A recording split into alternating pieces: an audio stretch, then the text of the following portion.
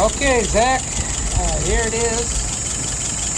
I completely rebuilt the throttle. New shaft, new bushings. Alright, tweaked it just a little bit. Running good.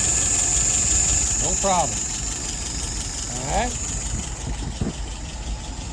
Currently idling at about 680. Fuel pressure 2.75. And vacuum at 23 and change. Well at 42. Okie doke. Let's pull it through.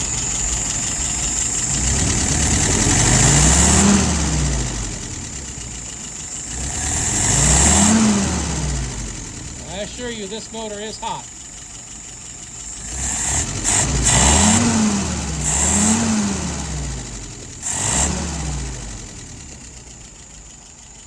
Okay. And it's dropped back down to 690, 680. There we go. All right. Everything is good. All right, sir. I hope you enjoy it. Thanks.